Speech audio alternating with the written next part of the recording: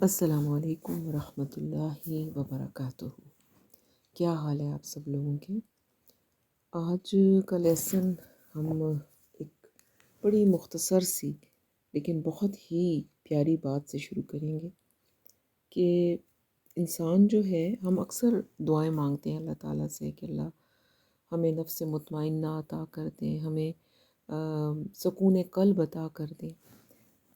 تو ان دعاؤں کو جب ہم مانگتے ہیں تو اس سے کیا ہوتا ہے، یہ سمجھنے والی بات ہے۔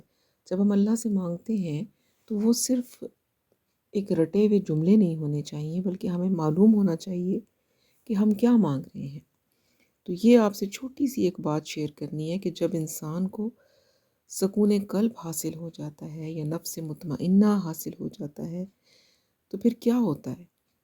پھر اس کی زندگی میں نہ کوئی شکوہ رہتا ہے، نہ کوئی تقاضا۔ وہ اپنے غموں کو پہاڑ نہیں بناتا اور نہ ہی وہ کبھی مایوس ہوتا ہے۔ نہ اسے اللہ سے کوئی گلہ ہوتا ہے، نہ اس کی مخلوق سے کوئی شکایت ہوتی ہے۔ نہ زندگی سے غافل ہوتا ہے اور نہ ہی موت سے۔ بس وہ اپنے اللہ سے ہر حال میں راضی رہتا ہے۔ پرسکون انسان مقام صبر کو بھی مقام شکر بنا دیتا ہے۔ تو اللہ تعالیٰ ہمیں اس طرح کا سکون قلب نصیب کرے، نفس مطمئنہ نصیب کرے، اپنی رضا میں راضی رہنے کی توفیق عطا فرمائے۔ تو یہ ایک چھوٹی سی بات، بس ایک مختصر سی بات تھی، لیکن یہ بڑے ہی پتے کی بات ہے، اور جس کو یہ حاصل ہو جائے اس کو سب کچھ مل گیا۔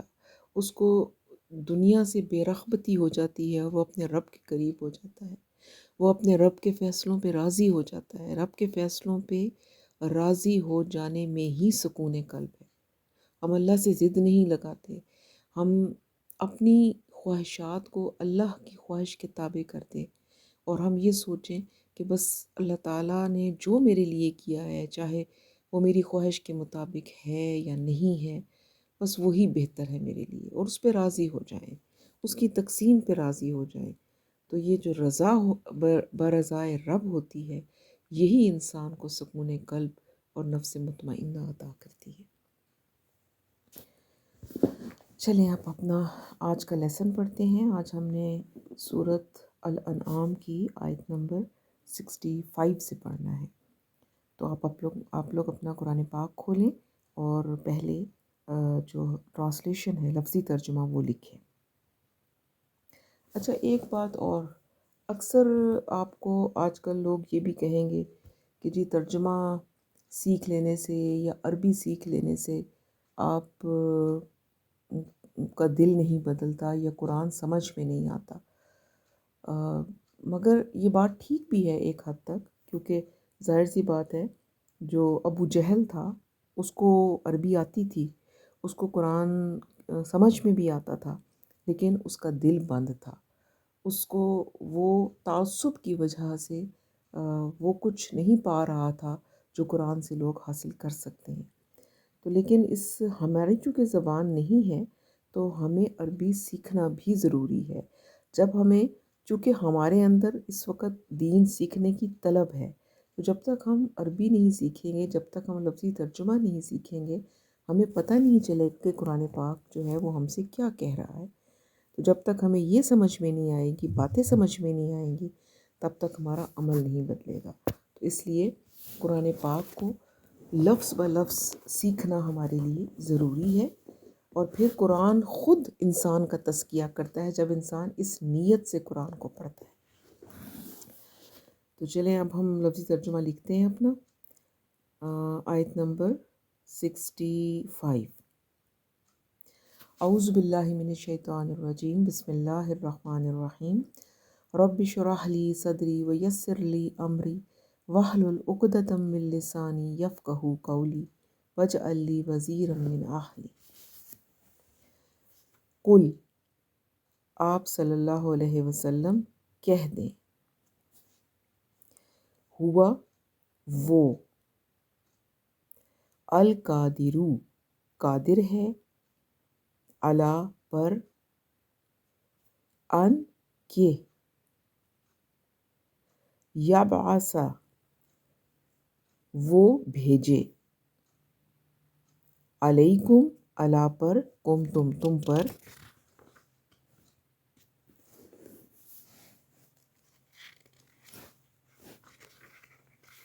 तुम पर, अजाबन अजाब, मिन से, फौकीकुम फौक ऊपर, कुम तुम्हारे, तुम्हारे ऊपर से, औ या, मिन से, ताहती नीचे, अर्जुलिकुम अर्जुली पाँव, कुम तुम्हारे, तुम्हारे पाँव के नीचे से, औ या, यलबिसाकुम वो लड़ा दे तुम्हें, वो लड़ा दे तुम्हें, शियाअन फिरका फिरका, यानी फिरका फिरका करके तुम्हें आपस में लड़ा दे, या वा और, युजी का वो चखाए, ये तो शुरू में या आ रहा है ना, इसका मतलब है वो चखाए, बादकुम बाज, बाज कुम तुम में से बाज को, बासा लड़ाई, बाजिन बाज से, यानी बाज को बाज से लड़ा दे, समझ आई ना, तुम में से बाज को चखा दे दूसरे, यानी बाज की लड़ाई का मज़ा। उन्जुर देखो, कैफा कैसे, नुसर्रिफू हम बयान करते हैं, नून शुरू का नून, हम, सर्रिफू बयान करते हैं, अल आयाती आयात को, लअल्लकुम लअल्ला ताकि, हम वो ताकि वो, यफ़क़हूना समझ जाएं,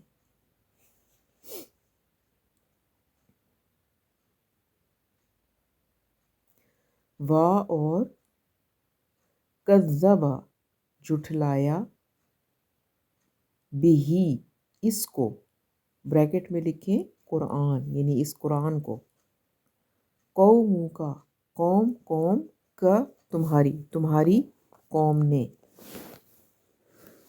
वा और, हुआ वो, अल हक्कु हक है, यानी कि कुरान हक है, कुल कह दें, आप कह दें सल्लल्लाहु अलैहि वसल्लम, लस्तु लस नहीं, और तापिश्तु मैं नहीं, मैं, अलैकुम अला पर, कुम तुम पर, बेवकील वकील या दरोगा, लिकुल्ली लिकुल्ली हर एक के लिए, लामज़े ली के लिए, कुल्ली हर एक के लिए,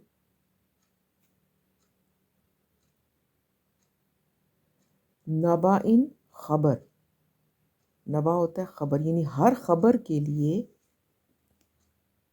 हर एक खबर के लिए, मुस्तकर्रुन एक मुकर्ररा वक़्त है, वा और, सौफा अनकरीब, तालमूना तुम जान लोगे, वा और, इज़ा जब, राईता राई देखो, और ताप के ऊपर ज़बर तुम देखो, الذین وہ لوگ جو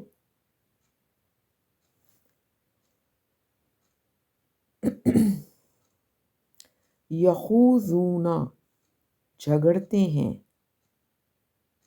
فی میں آیاتنا آیاتی آیتیں نا ہماری ہماری آیتوں کے بارے میں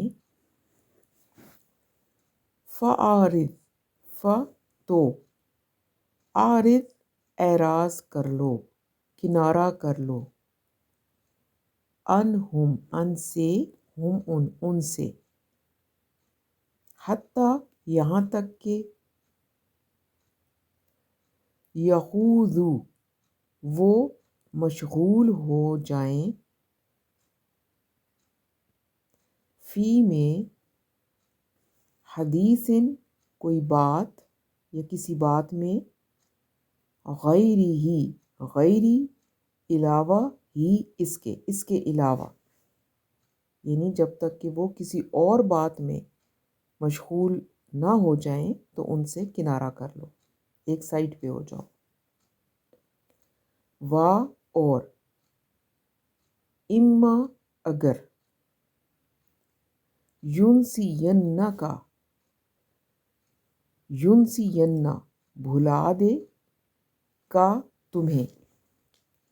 بھلا دے تمہیں الشیطان شیطان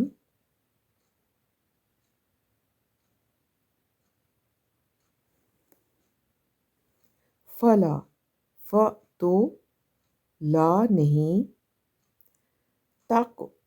تقعد تم بیٹھو بعد میں ذکر یاد آنے کے مع ساتھ القومی قوم یا لوگ الظالمین ظالم، یعنی اگر شیطان بھلا دے تمہیں یاد نہ رہے کہ لوگ جو ہیں وہ اللہ کی آیتوں کا مذاق اڑا رہے ہیں اور تم وہاں سے اٹھنا یا ان سے دور ہونا بھول جاؤ، شیطان تمہیں بھلا دے، تو جب تمہیں یاد آئے تو تم پھر کیا کرو، ایسے لوگوں کے ساتھ مت بیٹھو، اٹھ جاؤ وہاں سے۔ اور ما نہیں علی پر الذین وہ لوگ جو یتقون تقوی اختیار کرتے ہیں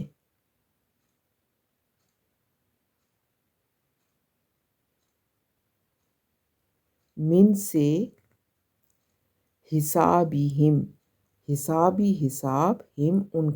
ان کا حساب من کوئی شیئن چیز اور لیکن ذکر نصیحت کرنا لعل تاکہ ہم وہ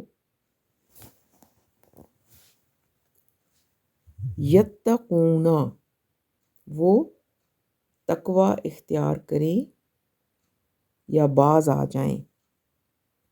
یعنی کہ کیا مطلب بنے گا اس کا با محاورہ، کہ وہ لوگ جو پرہیزگاری کرتے ہیں یا تقوی اختیار کرتے ہیں، متقی ہیں،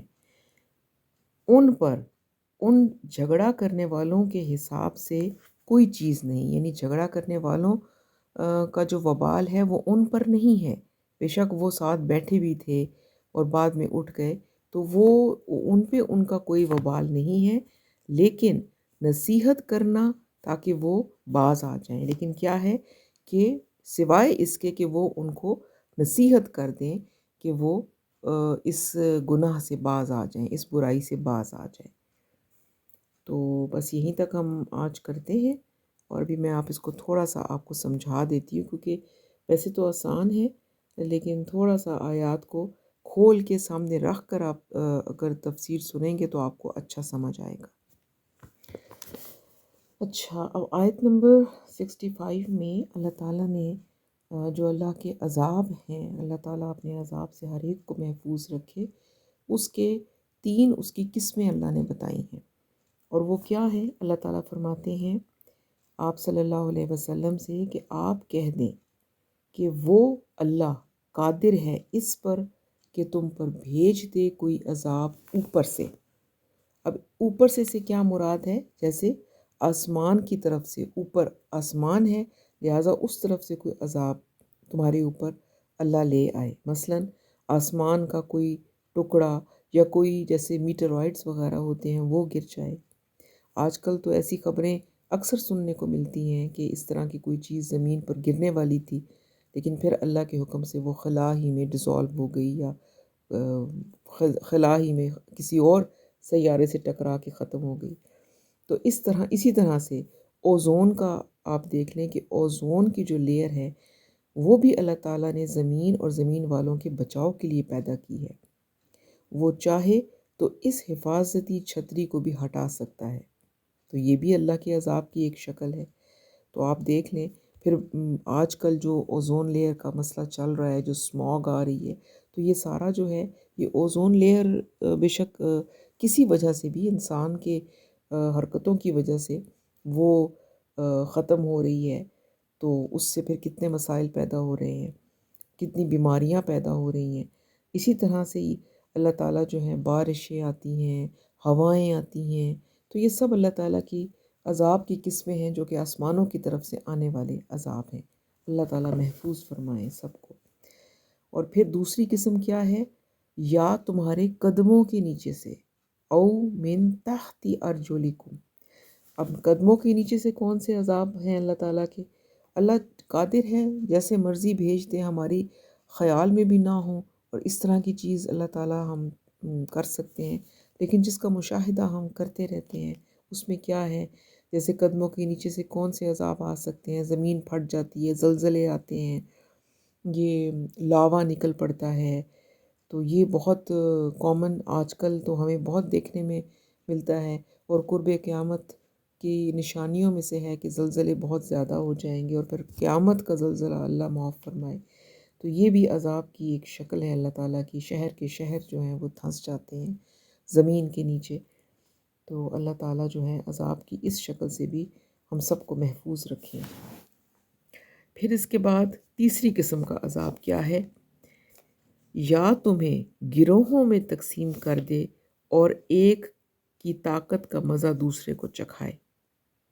یعنی کہ اللہ تعالیٰ جب گروہوں میں تقسیم کر دیتا ہے لوگوں کو، اور وہ گروہ آپس میں ایک دوسرے سے لڑنے لگ جاتے ہیں، تو یہ بھی اللہ کی عذاب کی ایک شکل ہے کہ اللہ تعالیٰ آپس ہی میں ایک دوسرے سے ایک گروہ سے دوسرے گروہ کو تکلیف پہنچتی ہے اور لڑائیاں ہوتی ہیں، اور ظاہر سی بات ہے کہ اس میں بھی بہت نقصان ہوتا ہے جانی اور مالی۔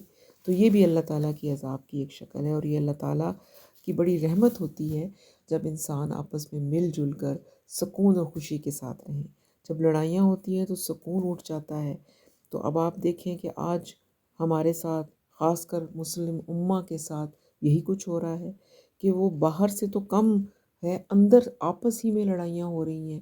مسلمان ہوتے ہیں، فرقے فرقے ہو گئے ہیں آپس میں، اور ایک فرقہ دوسرے فرقے کو کافر قرار دے کر اس سے لڑنا شروع کر دیتا ہے، اور اسی طریقے سے یہ لڑائیاں جو ہیں کس حد تک پہنچ جاتی ہیں، قتل و غارت تک۔ تو یہ بھی اللہ تعالیٰ کی عذاب کی ایک شکل ہے، جب اللہ تعالیٰ کی ناراضگی کا ایک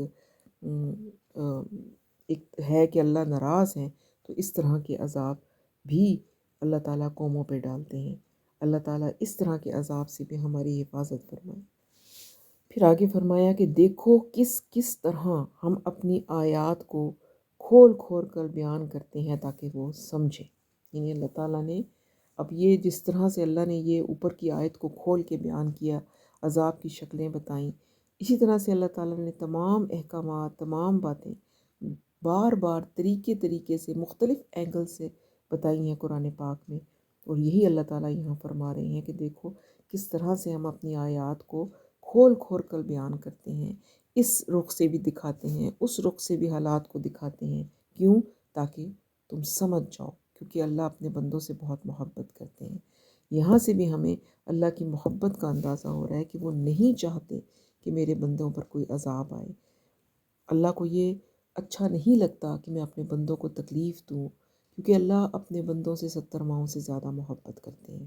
لیکن وہی بات ہے کہ جب بندے نافرمانی پہ نافرمانی کریں گے تو پھر اللہ تعالیٰ کا قانون تو لاگو ہوگا۔ تو پھر اللہ تعالیٰ اسی لیے اپنے قوانین کو کھول کھول کر بتا رہے ہیں، بار بار بتا رہے ہیں کہ تم ان حرکتوں سے باز آ جاؤ اور اس طرح سے اللہ کی عذاب سے، اللہ کے غصے سے بچ جاؤ۔ پھر آگے فرمایا کہ اے نبی صلی اللہ علیہ وسلم، آپ کو مخاطب کر کے اللہ تعالیٰ فرما رہے ہیں کہ آپ کی قوم نے اسے جھٹلا دیا حالانکہ وہ حق ہے۔ اور کیا چیز؟ قرآن، کہ اس قرآن کو قوم نے جھٹلا دیا ہے، اس کو ماننے سے انکار کر دیا ہے، حالانکہ وہ تو حق ہے، وہ اللہ کی طرف سے ہے۔ تو یہ بھی نبی صلی اللہ علیہ وسلم کو اللہ تعالیٰ نے کوئی حصی معجزے نہیں دیے تھے اس طرح کے جیسا کہ وہ ان کی قوم ڈیمانڈ کرتی تھی ان سے، لیکن آپ کا معجزہ جو تھا وہ یہ قرآن تھا۔ تو اس کو انہوں نے جھٹلا دیا، تو فرمایا کہ یہ اصل میں تو حق تھا، لیکن آپ کی قوم نے اس کو جھٹلا دیا ہے۔ اور آگے فرمایا ان سے کہہ دیں کہ اب میں تمہارا ذمہ دار نہیں ہوں، یعنی میں تمہارے پہ وکیل نہیں ہوں۔ میرا کام جو ہے وہ صرف اللہ کا پیغام پہنچا دینا ہے، یہ قرآن تم تک پہنچا دینا ہے۔ آگے تم مانو نہ مانو، اس عمل کے ذمہ دار تم خود ہو۔ اگر مان جاؤ گے تو اللہ تعالیٰ کی حفاظت میں آ جاؤ گے، اور اگر نہیں مانو گے تو پھر عذاب کی شکلیں اللہ نے پہلی آیات میں بتا دی، پھر اللہ کے عذاب کے مستحق ہو جاؤ گے۔ تو اپنے آپ کو اصل میں کیا بتایا جا رہا ہے کہ بچا لو اللہ کے اس غصے اور عذاب سے۔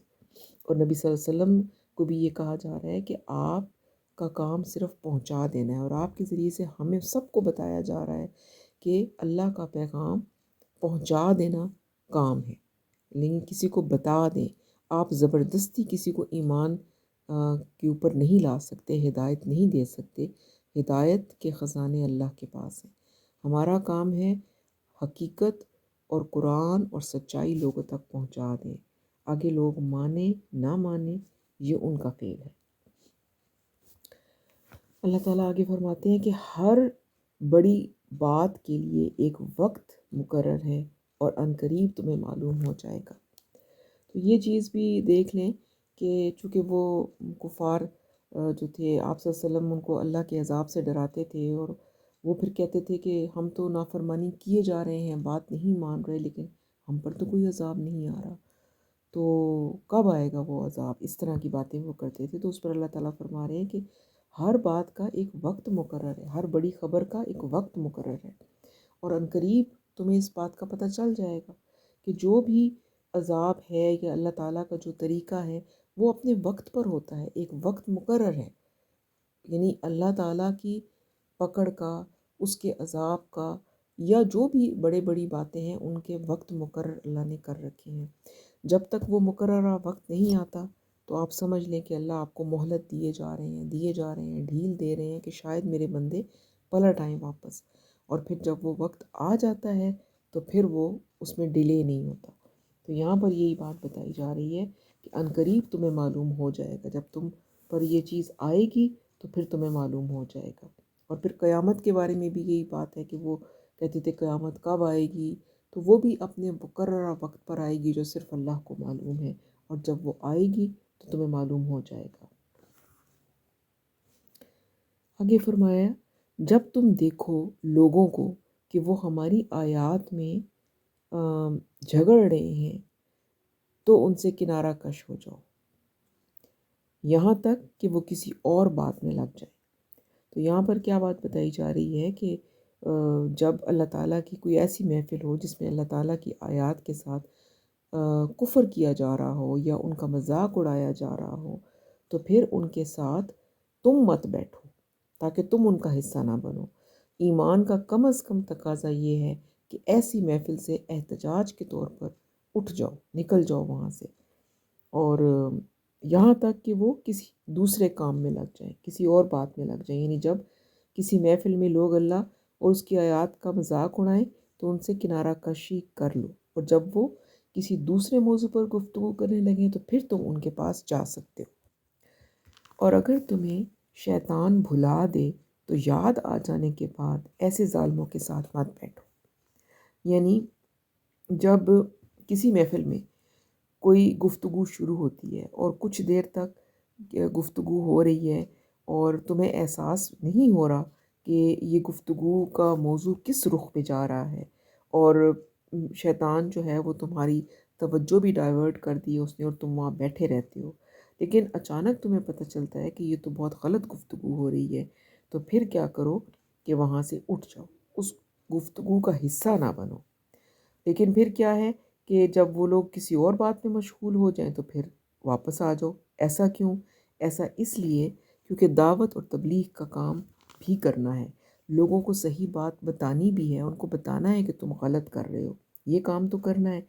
تو جب ایک موضوع گرم ہے اس وقت بات کرنے کا کوئی فائدہ نہیں ہے، حکمت کے ساتھ بات کرنی ضروری ہے، تو پھر اس وقت خاموش ہو جاؤ، وہاں سے اٹھ جاؤ، اس لیے کہ تم اس غلط بات کا حصہ نہ بن جاؤ۔ لیکن پھر ان لوگوں سے کنارہ کشی نہیں کرنی۔ کسی ایسے موقع پہ جب حالات اچھے ہوں تو پھر ان کے پاس جاؤ اور ان کو سمجھاؤ تاکہ وہ بات کو سمجھ جائیں، اور جب علیحدہ ہو جب جاؤ تو بھی اس طرح نہ جاؤ کہ واپس آنے کے راستے بند ہو جائیں، کیونکہ ہم نے لوگوں کو دین کی طرف لانا ہے حکمت اور بصیرت کے ساتھ۔ تو اگر کوئی غلط کام کر رہا ہے اور ہم اس کے ساتھ لڑنا شروع کر دیں یا اس کی گفتگو کا حصہ بن جائیں گے تو یہ غلط ہو جائے گا۔ وہاں سے اٹھ جائے، اس وقت خاموش ہو جائیں۔ ویسے ایک بات یہ بھی ہے کہ جب کوئی ایسا ہاٹ ٹاپک چل رہا ہو، غلط بات ہو رہی ہے، تو آپ کو پتہ چل جاتا ہے کہ یہاں پر اگر اب میں بات کر کے سمجھاؤں گا تو بات سمجھ میں اگلے کی نہیں آئے گی، الٹا بحث برائے بحث ہوگی، اور ہو سکتا ہے اگلا بندہ سامنے والا کوئی ایسی بات کر دے کہ جس سے وہ اور زیادہ گنہگار ہو جائے۔ تو پھر ایسے موقع پر خاموش ہونا بہتر ہے، خاموش ہو کر ایک سائٹ پر ہو جائیں، لیکن پھر جب حالات بہتر ہوں، وہ بندہ کسی اچھے ماحول میں اچھے موڈ میں ہو، تو پھر اس کو سمجھانا بھی مقصود ہے۔ اور یقیناً جو لوگ تقویٰ کی روش اختیار کرتے ہیں ان پر ان لوگوں کے حساب کی کوئی ذمہ داری نہیں ہے، لیکن یہ یاد دہانی ہے تاکہ وہ تقویٰ اختیار کریں۔ تو یہ وہی بات پیچھے والی کہ جو تقویٰ کی روش پہ چل رہے ہیں وہ اپنے اعمال کے خود ذمہ دار ہیں، اور جو غلط راستے پر چل رہے ہیں، جو غلط کام کر رہے ہیں، وہ اپنی اعمال کے خود ذمہ دار ہیں۔ یعنی اگر ایک ایسی محفل ہے جہاں پر لوگ غلط باتیں کر رہے ہیں تو وہ اس کے ذمہ دار ہیں۔ جو انسان ایسی باتوں کو پسند نہیں کرتا اور اعراض کرتا ہے، ان کی برائی کا وبال اس پر نہیں ہوگا، لیکن یہ کہ یاد دہانی کرانی ضروری ہے۔ جب موقع ہو، مناسب حالات ہوں، تو یاد دہانی ضرور ایسے لوگوں کو کرائی جائے کہ تم غلط راستے پر چل رہے ہو، سیدھے راستے کی طرف آ جاؤ اور اللہ کا تقویٰ اختیار کرو۔ تو بس یہاں تک ہمارا آج کا لیسن تھا۔ اللہ تعالیٰ ہم سب کو اپنے غصے اور عذاب سے بچائے اور ہمیں متقی لوگوں میں شامل کر لے، اور ہمارے گناہوں کو معاف فرما دے، اور مجھے بھی اگر مجھ سے کوئی بات صحیح بتانے میں غلطی ہو گئی ہو تو اللہ مجھے معاف فرما دے۔ سبحانک اللہم و بحمدک، نشہد ان لا الہ الا انت، نستغفرک و نتوب الیک۔ السلام علیکم ورحمۃ اللہ وبرکاتہ۔